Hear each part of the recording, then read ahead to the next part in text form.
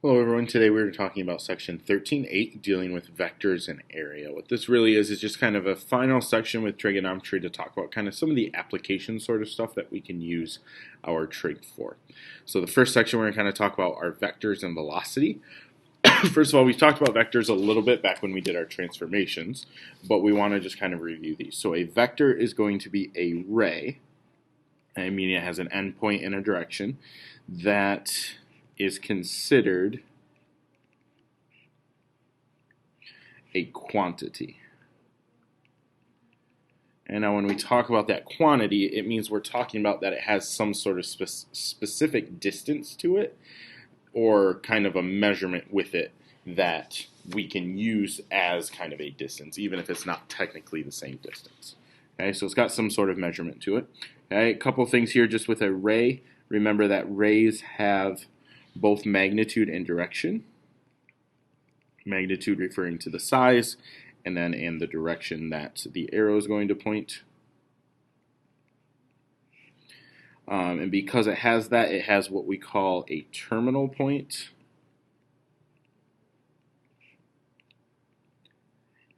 and initial point.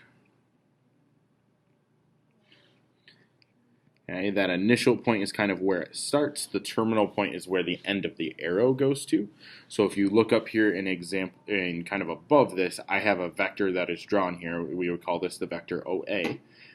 That vector is going from O, that's my initial point, to A, and that A is my terminal point. That's where it's actually ending.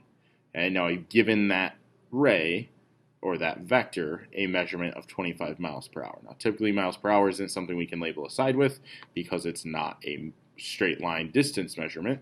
However, because it's a vector, we can still use it and kind of break it into what we call its component parts. Okay, the component parts are then kind of the two perpendicular distances, or in this case speeds, that give us that amount.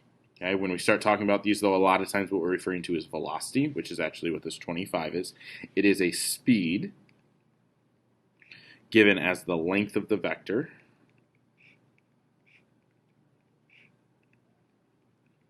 meaning it is numerical, and a direction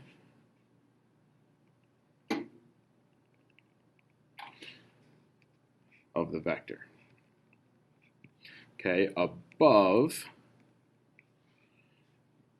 example, is that ray OA.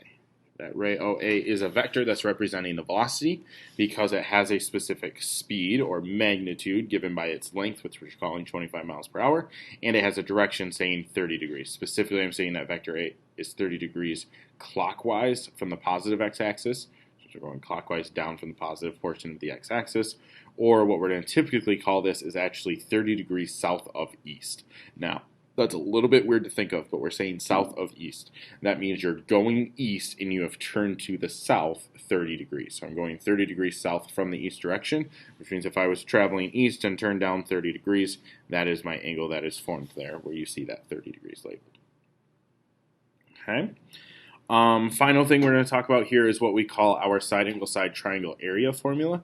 If you remember back when we talked about area of a triangle, it was 1/2 base times height, but that base and the height had to be perpendicular. Okay, well, we can actually get around that now using trigonometry, and you can go through and kind of see why this is going to work. I'm not going to go into that too much right now, but essentially this is going to be that in any triangle, so in a triangle that I'm going to call ABC, the area of the triangle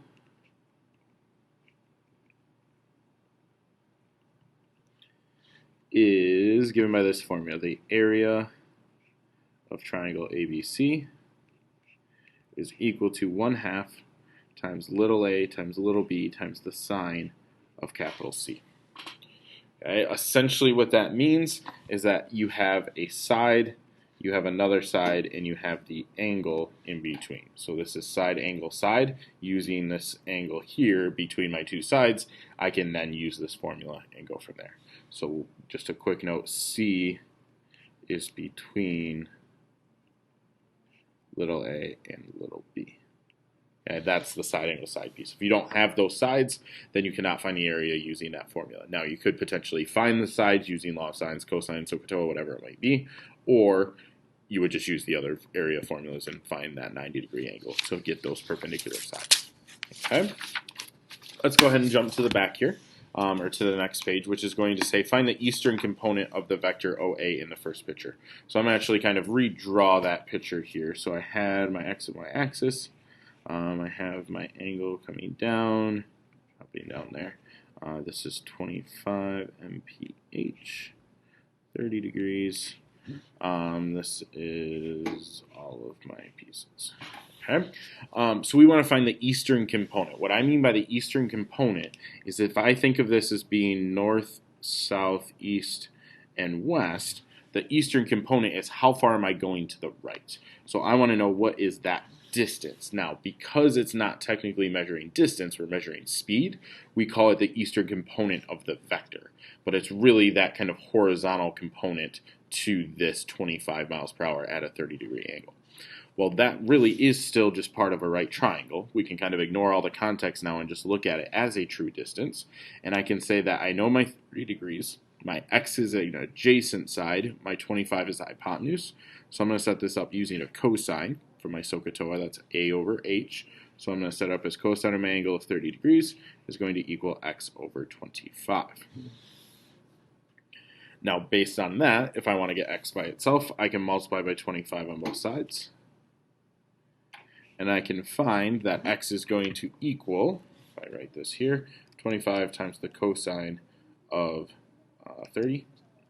Type it in is going to give me 21.65, or what I'm going to call 21.7, and that is still in miles per hour. Okay, again, it's not technically a distance, but because we're calling it a vector, we can find that component, and it would be in the same units. Then for number 2, we want to find the southern component of that vector. Well, the southern component is going to be the same idea, same picture and everything. I'm just now talking about how far am I going vertically, and in this case that vertical is going down, so we're calling it the southern component. Okay, well really what that turns into is the exact same thing I just did, MPH, but my missing side I'm going to call Y here is on that vertical piece.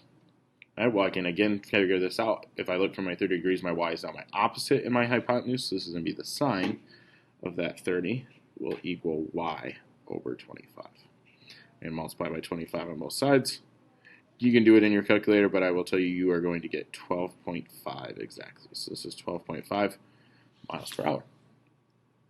Okay, and a couple things you can notice there. We can see from our picture that we're actually going faster in the east direction than we are going south, which I can see with my measurements as well. I'm going a little bit more in that eastern direction than the southern direction. Okay, so that's how we use our components of the vectors. Okay, we can also do this to kind of help with locations of things.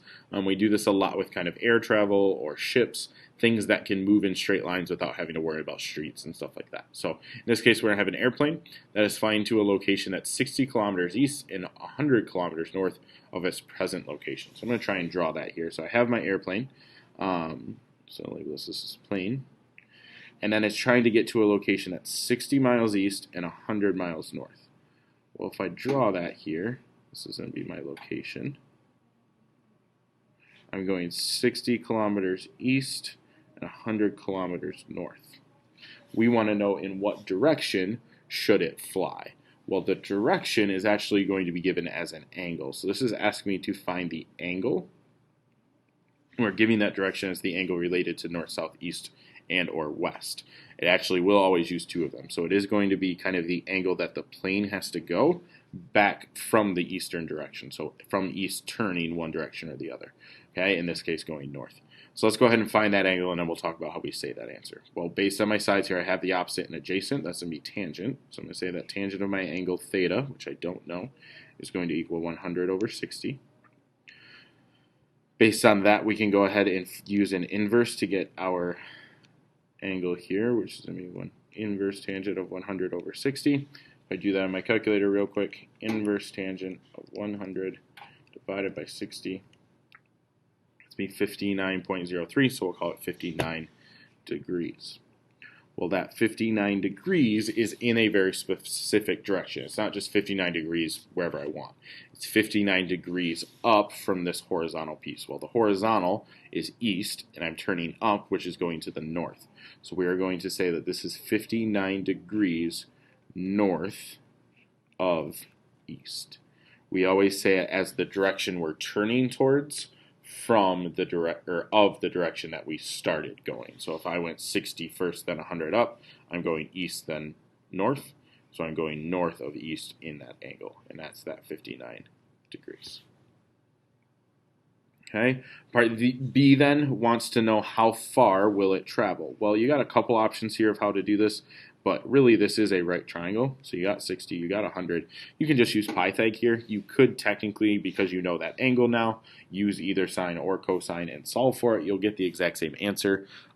It's actually probably not going to be quite as accurate because we're rounding that 59. So I would suggest you still use Pythag because then you don't have to worry about possibly have gotten that angle wrong or it's in the wrong place or something like that. Pythag we can just work through a little better. So this is going to be 60 squared plus 100 squared.